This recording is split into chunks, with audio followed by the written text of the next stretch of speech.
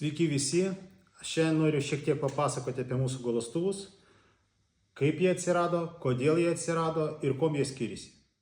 Ilgą laiką peiliai buvo mano hobis. Tai yra, aš kolekcionavau peilius, man jie patiko nuo pat vaikystės ir tam tikrų momentų aš nusprendžiau atidaryti peilių parduotuvę.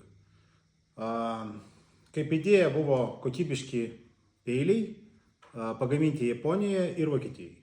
Kokybiški peiliai reikalauja kokybiškos priežiūros. Todėl nusprendžiau, kad prie parduotuvės pas mane bus galandimo remonto paslaugos. Tai yra, kad žmogus, jeigu peilis jam nukrys, arba tiesiog kažkokį pažeidimą gaus, ar tiesiog reikia pagalast, jis galės kreiptis pas mane ir aš jam visą šitą paslaugą atliksiu už nebrangiai. Tai tokia buvo verslo idėja. Bet su laiku supratau, kad toli gražu ne visi klientai nori nešti savo peilius kažkur galasti arba siūsti. Ir dauguma jų nori pasigalasti savarankiškai. Todėl pradėjau galvoti apie tai, kokią galandimo priemonę duoti mūsų klientams, kad jie galastų kokybiškus peilius. Nors rinkoje yra labai daug visokių galandimo priemonių, geriems peiliams toli gražu ne visos tinka. Pigiems peiliams galasti skirtos priemonės dažniausiai tinka būtent šitiems peiliams. Ir jeigu jūs bandysit pagalasti tokį VG10 plieno peilį su galastuvu, kuris skirtas galasti peiliui Fiskars, jūs galite tiesiog peilį pažeisti, bet nepagalasti. Vienas iš paprasčiausių būdų pagalasti peilį yra keraminis brūkštas. Kodėl keraminis? Nes plieninis tokio kietumo peiliams jau nebetinka. Čia yra 61 pagal Rokvelio skalę, čia yra 63. Čia yra VG10, čia yra Super Goldas SPG2. Taigi, radau gamintoją, kuris gamina labai kokybiškus brūkštus. Šiaip manau, kad šitie brūkštai yra geriausiai rinkoje.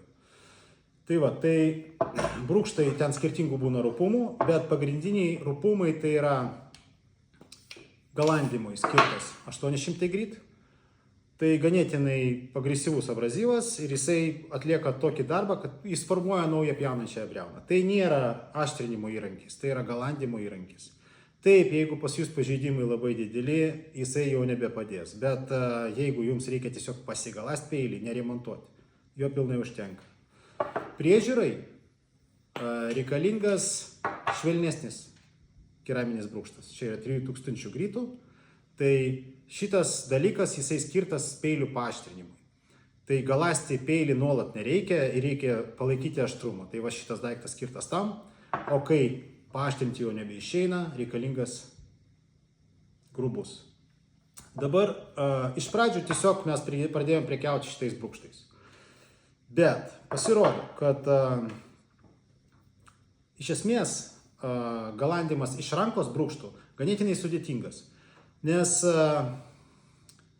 jeigu, sakykime, išmokti galasti ant akmens yra paprasčiau, nes akmuo guli plokščiai, jūs dirbat dviem rankom, kontroliuojat geležtę. Čia pas jūs viskas ore vyksta ir kaip rodo praktika, iš tikrųjų neįmanoma pataikyti tą kampą nuolatos. Tai pas jūs visą laiką susiapvalina tą pjaunančioje briauną. Todėl, į plius dar keli klientai subraižė geležtės. Tai yra plokščiai lietė su geležtė abrazyvinę medžiagą, keramiką ir tokiu būdu sugadindavo peilio išvaizdą. Todėl sugalvojau tokį daiktą kaip kreiptuvas. Kaip jis veikia? Jisai tiesiog leidžia nukreipti reikiamų kampų geležtę ir ašmenys liečia tik abrazyvą, tai yra keramika abrazyvė, ir jūs fiksuodami kampą galandate tam tikrų kampų. Čia yra 30, 35 laipsnių ir 40 bendri kampai. Tai yra pusinis bus per pus mažesnis, tai yra 30, 15 ir taip toliau. Čia buvo pirmas mūsų galastuvas, jisai ganėtinai populiarus, padarėm Kickstarterį, šiaip iššovė gerai Kickstarteris, Amerikoje labai daug jų nupirko ir Lietuvoje jisai ganėtinai paplitęs. Tačiau šitas galastuvas, jisai viskom geras, bet jis turi apribojimus. Apribojimai kokie?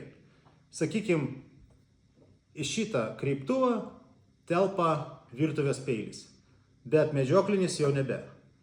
Galima buvo, mes tai bandėm daryti, plėsti tos kreiptuvus ir taip toliau, bet tada gaunasi, kad jūs turite 2 galastuvus, 8 kreiptuvus ir neįtin tai patogu. Čia vienas dalykas. Antras dalykas, kad vis tiek kreiptuvas liečia geležtę ir jisai nors ir nestipriai, bet palieka kažkokias žymės. Ne visiems tai patiko. Tai va šitie 2 dalykai, kurie nulėmė tai, kad pradėjau galvoti apie naują galastuvą ir galastuvų pagrindų yra tas pats, tie patys stripai, tai yra tas pats abrazyvas, vokiečių gamybos keramika. Tiesiog čia idėja kokia? Čia idėja tokia, kad pasvirimo kampas, tai yra galandimo kampas, užduodamas tiesiog va šitų ratelių. Tas ratelis sukasi, mes pakeičiam kampą. Čia dabar 25 bendras, čia dabar 20, galima pasirinkti 17,5. Tai yra, gaunasi taip, kad mes galim pasirinkti vietoj 3 jau 7 kampus, kas yra gerai, nes kartais kokybiško plieno peilį galima pagaląsti ir labai mažų kampų, sakykime 20 laipsnių bendrą paimti kampą. Ir kokia čia idėja? Idėja tokia, kad jūs tiesiog laikot peilį tiesiai ir braukit jį žemyn. Gali būti, kad jums pasirodys tai sudėtinga. Nors iš tikrųjų žmogaus kūnas ir jo vestibuliarinis aparatas veikia taip, kad vertikaliai, horizontaliai žmogus gali labai lengvai pajusti. Tai yra, jeigu jūs pabandysit tiesiog vertikaliai laikyti ranką ir horizontaliai, jums tai puikiai pavyks. Mažai to, iš tikrųjų jūs tai galite padaryti net užsimerkę. Tai šitas dalykas mums reikalingas tam, kad mes galėtume vaikščioti ir negriuvinėti ir vaikščioti tamsoj. Tai va, tai realiai, taip, čia tikslumas galbūt netoks, priklauso nuo jūsų rankos. Bet, sakykime, jeigu jūsų kampas pasikeis 1 ar net 2 laipsniais, tai nieko tame blogo nėra, nes realiai, kai galandama ant akmens, sakykime, iš rankų, tas pats nutinka ir iš tikrųjų žmogus ne robotas, jis negali visiškai idealiai išlaikyti tą galandimo kampą. Dabar mes turime 2 tipų galastuvus, šitos naujus. Yra vienas paprastiems peiliams galasti skirtas, kur yra grubus 800 brūkštas. Ir antras, jisai skirtas jau kokybiškiams peiliams, o sakykime šitos peilius jau šito galastuvo kaip ir nepakanka, jau geriau turėti tokį. Kom jie skiriasi? Čia yra 2 brūkštas, tai yra iš vienos pusės jisai va tas va mėlynas, 800 gritų, o iš kitos pusės jis va šitas baltas, 3000. Tai peilių priežiūrai mums reikia 3000 ir mes labai dažnai galim tiesiog paimti ir paaštrinti peilį norimų kampų į baltą brūkštą. Bet kai mums reikia jį pergaląsti, mes pakeičiam, suformuojam naują pjaunančiąją briauną ir užbaigiam taip ant balto ir vėl naudojamės. Plius čia yra oda, galima tą peilį po galandimo davesti iki didesnio aštrumo, jau pradeda tada peilis labai gerai skusti. Ne visiems to reikia, bet tokia opcija yra. Šitame galastuvė to nėra. Kadangi brūkštas yra ne apvalus, o ovalinis, čia ganėtinai plonos sienelės, dėl to teko panaudoti karboną, nes plastikas tiesiog neatlaikydavo krūvio. Tai dėl to šitas galastuvas šiek tiek brangesnis. Taip pat yra, reiškiasi, toksai daiktas kaip odinė pustyklė, kurią galima užmauti ant brūkšto. Ir tokių atvejų mes galim peilio pašalinti mikro užvartėlės būtent tuo pačiu kampu, kuriuo mes galandame.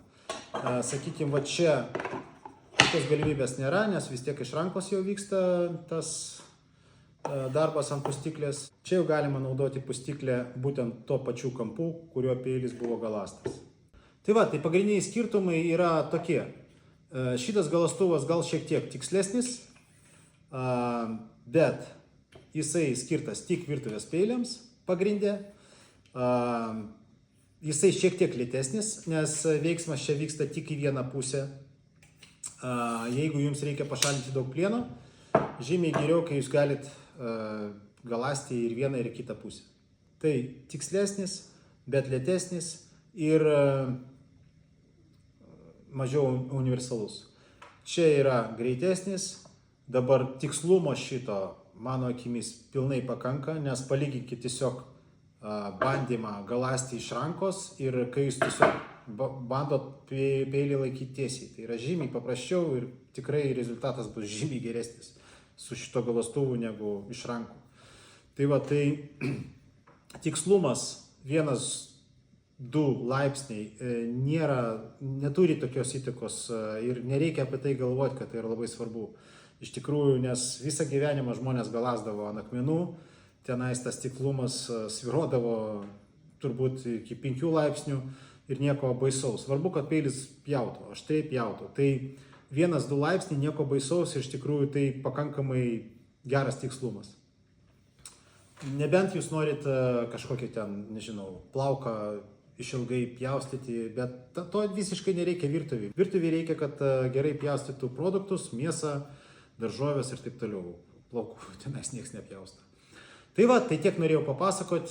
Tikiuosi, kad buvo įdomu. Viso.